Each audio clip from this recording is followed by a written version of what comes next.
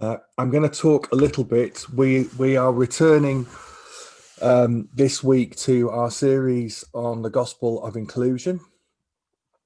And just as a very, very brief reminder, I've said one way of understanding what our gospel is kind of like a beautiful diamond like this that has many faces, and has already been expressed by Graham through the sharing of communion. What's called the table, the big center of the diamond, is the gospel as we have always proclaimed it. But we're looking in this series at perhaps one of the side faces, this idea that the good news brings in difference and diversity and is a challenge to us to include others. So here in Chapel Allerton, what does it mean to welcome diversity?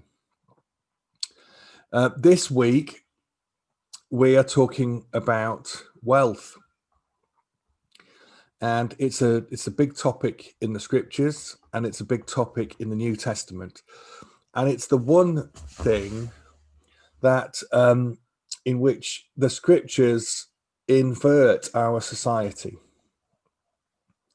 There's no doubting that.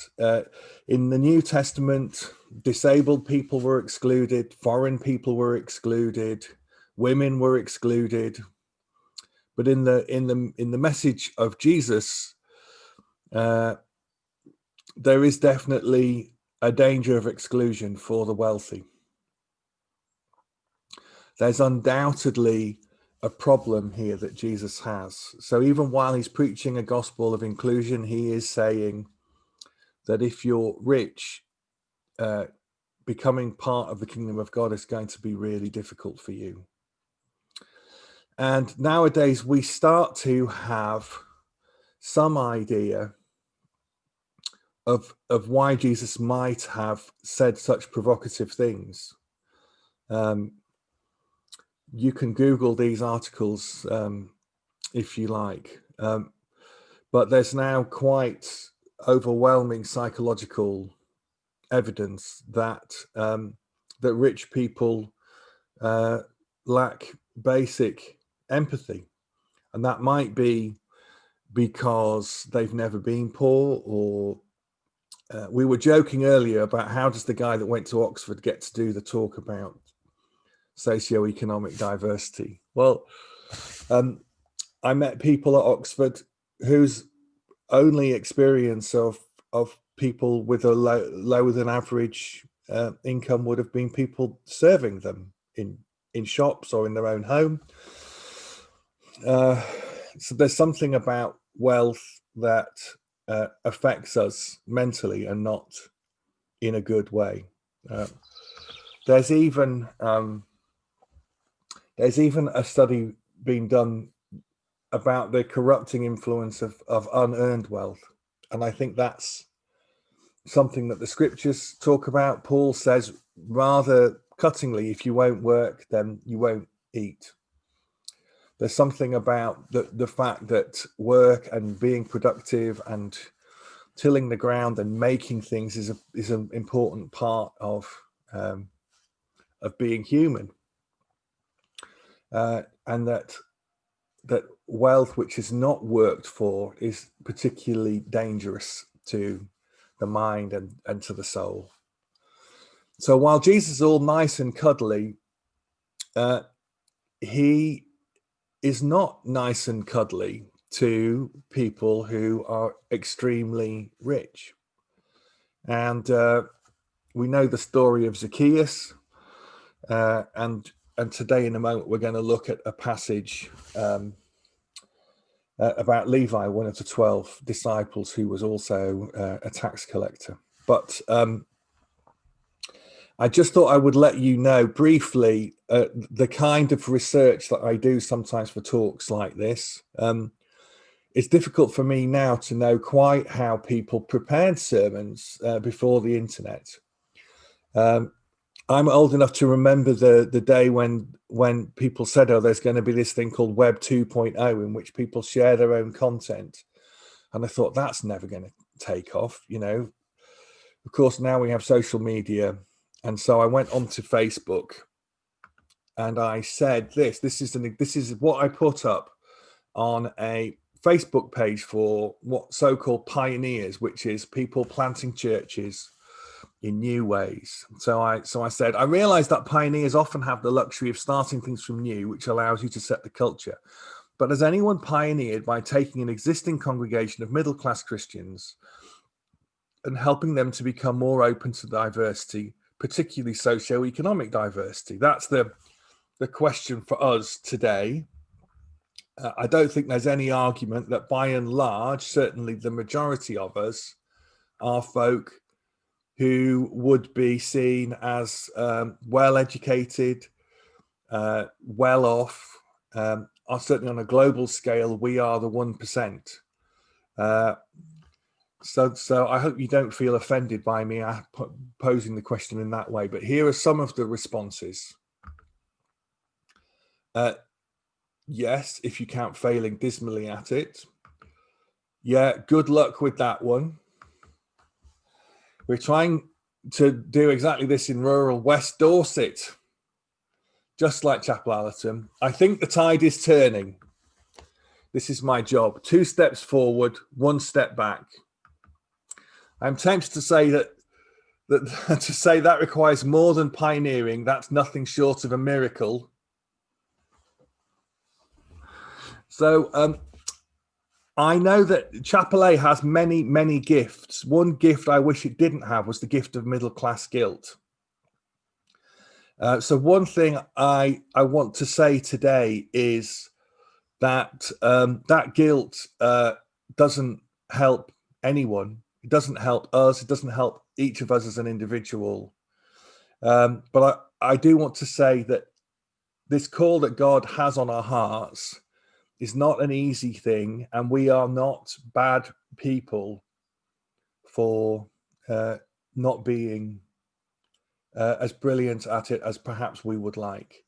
But that doesn't mean that we shouldn't follow this call that God is giving to us.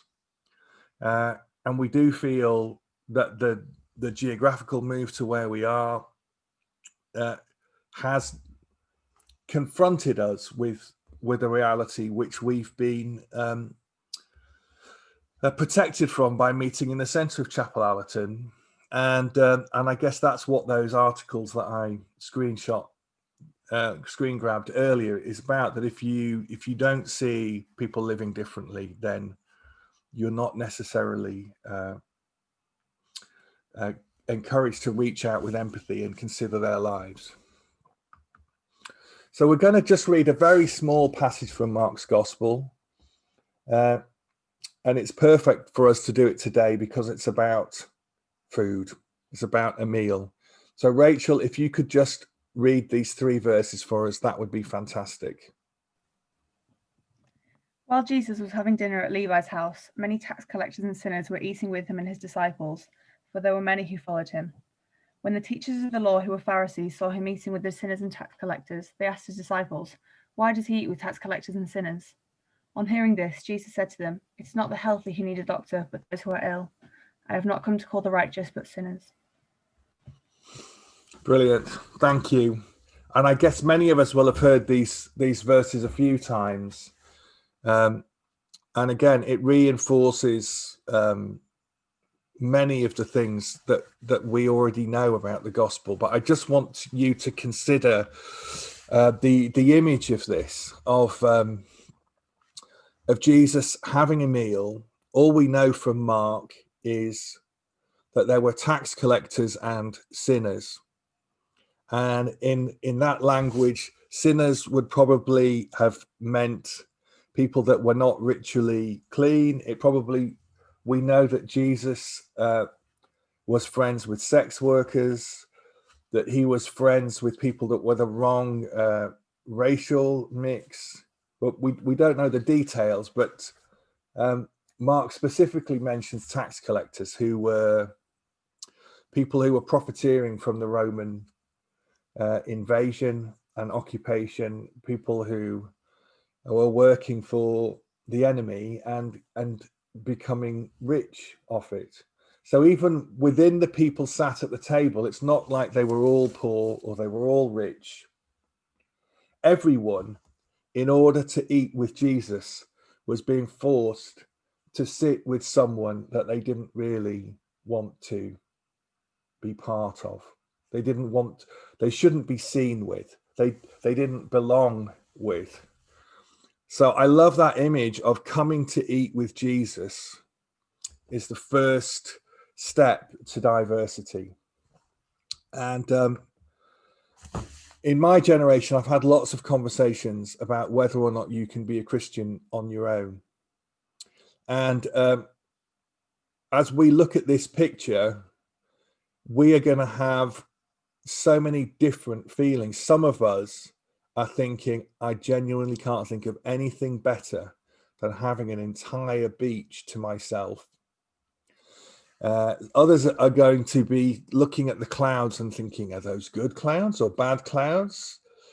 Am I exposed here? Others are going to be thinking, what is the point of being on a beach without being there with all your friends or your family? Well, I do believe that Jesus calls us into community, whether we like it or not. Jesus calls us to eat with people who are not like us. In fact, I would probably go so far as to say, if no one has ever said to you, why are you hanging out with those people? Then you might have some work to do. Whoever those people are, why are you hanging out with those people who are not like us? I think that is the challenge. So it's not so much about, oh, you should hang out with Christians. For me, the call of Jesus is the call to eat around a table with people who are not like me. And I think it's very telling that the Pharisees don't come to the table. They don't want to be associated with these tax collectors and sinners. They talk at the corners. They don't approach Jesus. They approach the disciples and they say, what is he doing hanging around with those people? I love that sense of a party to which everyone is invited. And as I've said in the past, meals were really, really important to the first Christians. And that's why there are so many stories about meals in the Bible, because who we eat with tells everyone who is really welcome in our heart and in our home. So as we think about what it means for us to aim to be more than a safe place for people like us, I could talk in theory for a while. I could tell you all my best ideas, but I also went on a Baptist minister's Facebook page and I ended up talking to a guy called Michael who lives on a council estate and who is not from a council estate. And I thought, rather than me tell you my ideas of what it means to be church in a more diverse way, it would be better for me to share a short conversation that I had with him. So that's what I'm going to do. I'm going to share my screen again, and hopefully I'm going to be able to share this video. I know I'm sitting in exactly the same place, but you will note that I'm wearing a different top. So it is recorded from a couple of days ago. So this is Michael Shaw. He can introduce himself, and hopefully you'll find this interesting. Michael, thank you for joining us. We had a bit of a chat on Facebook, and you kindly offered to chat. I nearly said in real life, but this is about as close as real life gets. At least I'm talking to a face. So thanks. And it's not often that we can invite someone from Plymouth to join us in Leeds. So thanks for making the effort to come all the way to Yorkshire. Can you just tell us a little bit about who you are and what you do? Yeah, Simon, my name is Michael Shaw. I'm the minister of Devonport Community Baptist Church in Devonport in Plymouth.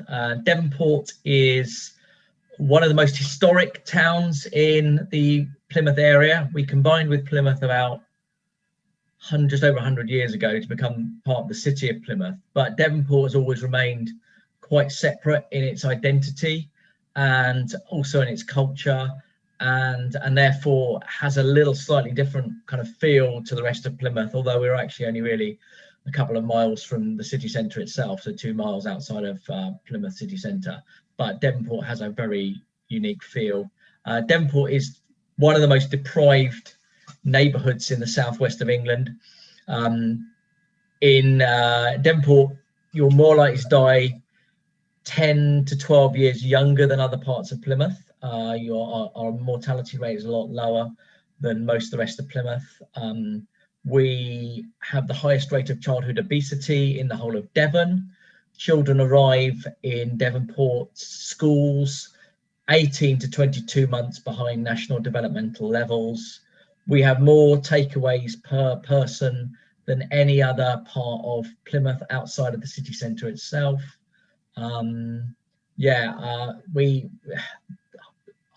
have the busiest job club in the city because we have the most unemployed people.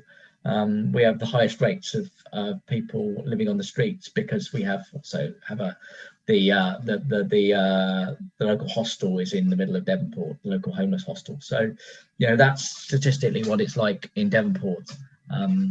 What's the history of the church? The church is 22 years old, 22 in September. So planted by Mutley Baptist Church. Devonport itself has a history of Baptist churches going back to the 1780s, but most of them got destroyed or basically offered different parts of the city after World War II. World War II, Devonport is right next to the Royal Navy dockyard, and so took the brunt of the Nazi Luftwaffe bombs. And basically after World War II was just piles of rubble. And so there used to be 3 Anglican parishes, several Methodist churches, but in the last 70 years since World War II, we've been reduced to 1 very small Anglican church, and we were planted 22 years ago because there hadn't been a Baptist church here for about 40 years. So there are no Methodist churches. There was an independent evangelical tabernacle, but they closed about 20 years ago as well. So, church, 5,000 people, 2 churches, both under 30 in membership. And actually the Anglican church, if it's lucky, gets 10 people. So we're in an area what I would describe as completely de-churched. Okay. And you're the mega church then, relatively. We are. We're double the membership size of the local Anglicans. We are at 25 people on a Sunday. We're the mega church. Yeah. So the question for us as a church, really, in terms of how we live and reach out now that we're based in a more diverse community, is one of the questions I'd like to ask you is, in terms of how you share the gospel, what the gospel looks like, do you articulate it differently in a place like Devonport? Does it get lived out in a different way compared to somewhere like where we've been in Chapel Allerton, that is more kind of professional people? It's an interesting question, because in some ways yes, and in some ways no. The gospel doesn't actually change. So the actual tenements of the gospel remain the same. People are open to Jesus on the margins. But actually, I lived in Esher for a while, Esher in Surrey, and that's hard. When people have everything, why do they need Jesus? And so in some ways there's a lack of gospel traction because we don't need Jesus. But in an area like Devonport, it's very different. they're more suspicious of institutions, and the church is seen as one of the institutions. And so they're open, but maybe not to traditional forms of church as we understand it. And so yeah, in some ways yes, in some ways no. I mean, what we do is we try our best to love people, and that, you know, comes out in different ways for us. I'll give an example. Our local high street consists of a couple of casinos, a slot machine place, a load of antique furniture, a co-op. It was a co-op, it's number Coles, an Iceland, and 2 Chinese takeaways, and that's it.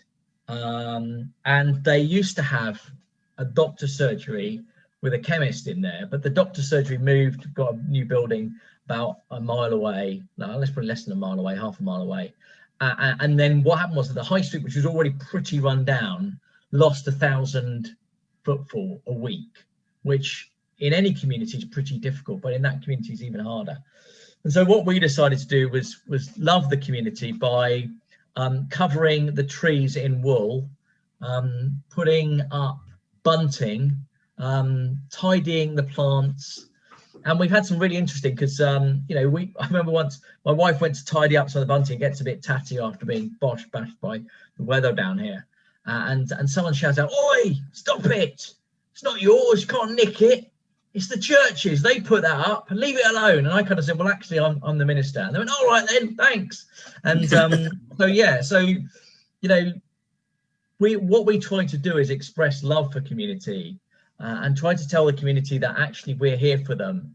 And I think they understand that, even if many of them are very suspicious about the institution of what church is. So yeah, I think that helps. I mean, to be honest with you, it's difficult to say when I'm not exactly sitting from the position of like we see like conversions every week, because we don't. It's hard, slow, long work. And what I call is, what we need is deep incarnation. And deep incarnation in many ways is what Jesus did. You know, Philippians 2:7, Jesus comes taking the very nature of a servant, a slave. And for me, what we don't need in an area like Devonport is people who can commit for maybe a couple of years or a couple of months. We need people who are saying, well, I'm going to stay here for decades. And we need people who are going to live, work and worship in Devonport. And often what happens is some people live in Devonport, but they travel across the city to other parts of other churches in the city to worship, or they work somewhere else. And then they see Devonport as a stepping stone towards because they can buy cheap houses here, to buying a better house in another part of the city at some point. And so Christians need to live differently, you know, deep incarnation, living, working, and worshiping within communities like this, and not just seeing it as a quick fix, or I'll be able to solve it. You won't. It's decades worth of incarnating the gospel, and only then do you sort of start to see little shoots coming out. After, I mean, I've been here 8 years, and I'm not even cracked anything in terms of Devonport and how to get through to people here. I'm still an outsider, and I will remain an outsider probably for the whole ministry that I'm here. So I've already told you that Chapel A is very much primarily made up of people with degrees, well qualified professional folk who have quite high powered jobs, and there can be a feeling that we don't know how to do church in a way that is open and accessible to people with a very different life experience. So let me ask you a slightly different question. Rather than talking about church, which has already answered the question, where do you see the kingdom breaking in a way that brings people together from different communities? I think for me, I think we need to realize that the kingdom of God is already expressed and existing in a place like Devonport. And I told you the story a few years back when when there was a block of flats about, I could see it from my house, and one day there was a fire and it swept across the whole block of flats. And the people in the flats, I'll be honest with you, they had the opportunity to take out insurance because they were social housing flats, and most of them didn't bother. So most of them were left with the clothes that they were wearing. All their possessions, everything was gone. And there was a neighborhood center nearby. I went over there, and within about half an hour, people were arriving with blankets, clothes, toys. Within a week, they had to move it all because it was too big. It had to go to a guild hall down the road, which is like a big, massive hall. And stuff kept coming and arriving. And for me, the kingdom of God is this generous heart response by God towards us, gracious love to kind of give Jesus, even when we didn't ask for it, for Jesus. And what I saw was the kingdom of God, of generosity of people to give towards these other people. So, I mean, some of the stuff was pretty terrible, but a lot of it was actually, a lot of the other stuff was just, it was just the very fact that people were giving and giving and giving. And yeah, I suppose some people were like, well, hang on a minute, I thought people didn't have anything in Devonport. And actually what you learn is that people are willing to sacrifice stuff for other people in a place like Devonport.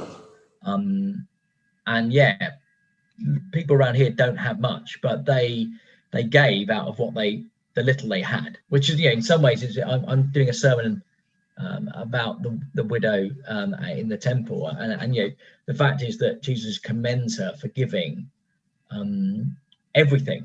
And you kind of think, well, she's an interesting woman, but actually, when was that woman converted? When did she become a Christian? And actually, what you see is the outworking of God's movement of the Spirit of God, even in someone. So we don't know. The widow was. Do we ever know whether this woman ever became, or was she always remained all of her life a simple Jewish believer? But actually, the Spirit of God moves outside of what we expect. Yeah, I don't know if that helps. It does. Thank you. Well, we're at the start of a journey, and we don't know where it's going. We're excited, and we believe that God has given us an opportunity to become a more open and inclusive church. We don't know exactly what that means, but thank you for spending time with us and sharing your experience. God bless you and your future, for you and your family, and for Devonport Community Baptist Church. Thank you very much. Cool, no problems. Cheers.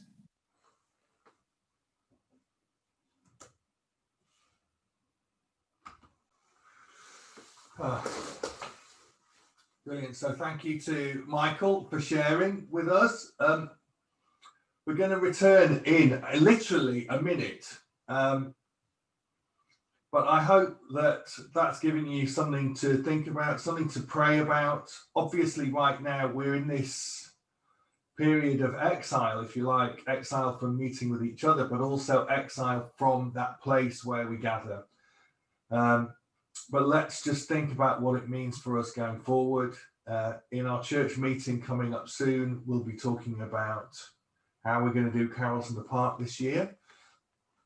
And we need to be thinking about how we continue to support folk like Messy Church, who have really built community, or built upon the community that was already there. So I'm talking fast because we've got 8 seconds, but bless you, and let's continue this conversation. Next week, we're going to be talking about disability.